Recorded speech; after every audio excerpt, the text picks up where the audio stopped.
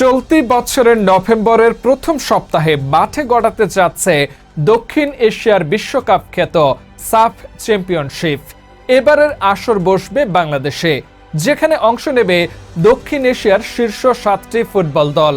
তবে আমাদের আজকের আয়োজনে আপনারা জানতে চলেছেন 2026 সাফ চ্যাম্পিয়নশিপের জন্য সবচেয়ে হট ফেভারিট ও ডেঞ্জারাস 4টি দল সম্পর্কে, যাদের মধ্য থেকে যে কোনো একটি দলের হাতে উঠবে 2026 সাফ চ্যাম্পিয়নশিপের শিরোপা।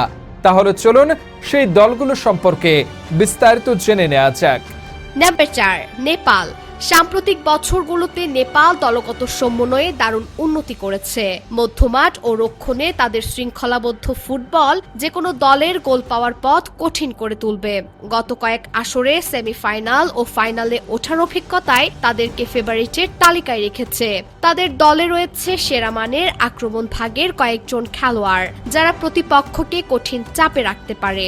নাম্বার 3, মালদ্বীপ। সাফ টুর্নামেন্টে মালদ্বীপ সবসময় বিপজ্জনক এক প্রতিপক্ষ। বড় ম্যাচে মানসিকভাবে ঘুরে দাঁড়ানোর ক্ষমতা এবং দ্রুত আক্রমণাত্মক ফুটবলের কারণে যে কোনো শক্তিশালী দলকে তারা বড় চ্যালেঞ্জে ফেলতে সক্ষম। সাম্প্রতিক সময়ে মালদ্বীপ দারুণ খেলে যাচ্ছে। যদিও ডিফেন্স লাইনে মালদ্বীপের কিছুটা দুর্বলতা রয়েছে, তবে আক্রমণ ভাগে তারা যথেষ্ট শক্তিশালী। নাম্বার 2, ভারত।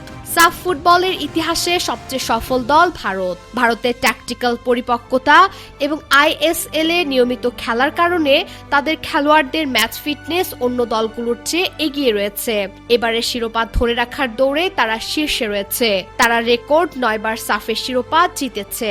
নাম্বার 1, বাংলাদেশ। 2003 সালে চ্যাম্পিয়ন হওয়ার পর সাফের শিরোপা ঘরে তুলতে পারেনি বাংলাদেশ। তবে এবার সুযোগকে কাজে লাগানোর সময় এসেছে। নিজেদের ঘরের মাঠে খেলার বড় সুযোগ পাবে বাংলাদেশ। জাতীয় দলের তরুণ ও প্রবাসী ফুটবলারদের অন্তর্ভুক্তিতে গত কয়েক মাসে বাংলাদেশ দলের খেলার গতি ও আক্রমণ ভাগে পরিবর্তন এসেছে। স্বাগতিক দল হিসেবে হোম ক্রাউডের সমর্থন বাংলাদেশকে শিরোপার অন্যতম শক্তিশালী দাবিদার করে তুলবে। হামজা মোরসালিন, সমিত সোমদের হাত ধরেই শিরোপা জিততে মুখিয়ে রয়েছে বাংলাদেশ।